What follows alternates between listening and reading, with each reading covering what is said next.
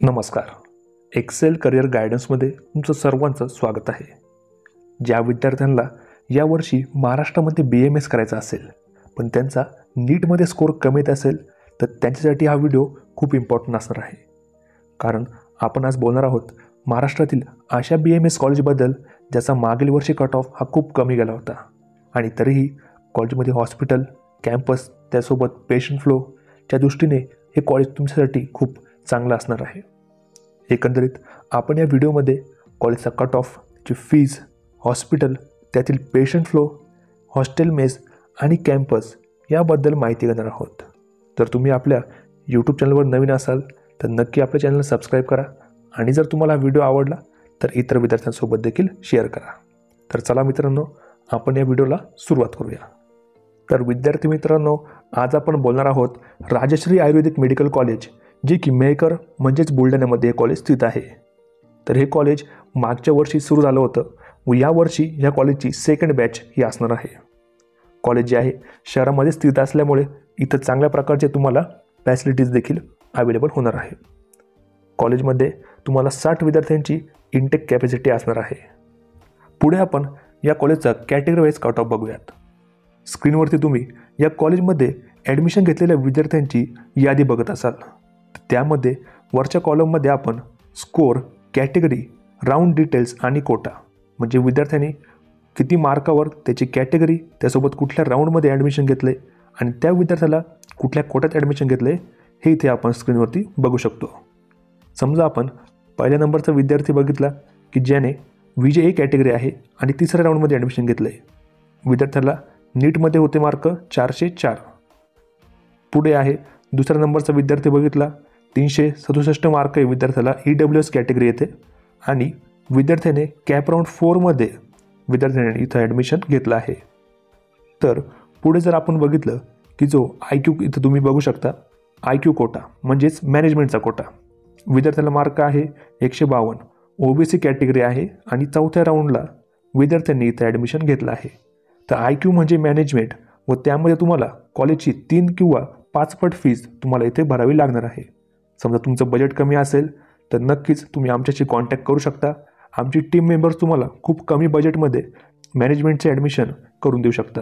आमच्या टीमसोबत कॉन्टॅक्ट करण्यासाठी 920 910 1770 या नंबरवर तुम्ही कॉल किंवा मेसेज करू शकता. आमची टीम तुम्हाला नक्कीच हेल्प करेल व तुम्हाला एक सिक्युअर ॲडमिशन देण्यास 100% मदत करेल. त्यासोबत ज्या विद्यार्थ्यांना आमच्याकडून पेड काउन्सिलिंग घ्यायची असेल ते देखील आम्हाला कॉन्टॅक्ट करू शकता. त्याची फीज आपण 4000 रुपये ठेवली आहे. तर या कॉलेजमध्ये आपल्याला 60 विद्यार्थ्यांची इनटेक आहे व इथं आपण बघू शकतो की 100चे म्हणजे 100% सीट या कॉलेजमध्ये फुलफिल झाले आहे. त्यासोबतच महाराष्ट्रामध्ये खूप सारे राऊंड होत असतात. त्यामध्ये स्ट्रे राऊंड असतील, कॅप राऊंड असतील, त्याचबरोबर स्पॉट राऊंड. तर या स्पॉट राऊंडमध्ये तुम्हाला अगदी क्वालिफाईंग मार्कवर सुद्धा ॲडमिशन होऊ शकते. परंतु काय होतं, विद्यार्थ्यांना प्रॉपर नॉलेज नसते काउन्सिलिंगबद्दल किंवा एक अपूर्ण नॉलेज घेऊन विद्यार्थी काउन्सिलिंगमध्ये पार्टिसिपेट करतात व नुकसान विद्यार्थ्यांचे 100% इथे होते. त्यासोबत जर तुम्हाला आमच्याकडून काउन्सिलिंग करून घ्यायची असेल तर आम्हाला तुम्ही कॉन्टॅक्ट करू शकता. कारण की या राऊंड्समध्ये वेगवेगळे नियम असतात व काय होतं की आपल्याकडून चुकून एखादा राऊंड स्किप होऊन जातो किंवा तो रूल आपल्याला माहीत नसतो व आपण डिरेक्टली राऊंडच्या बाहेर देखील पडू शकतो.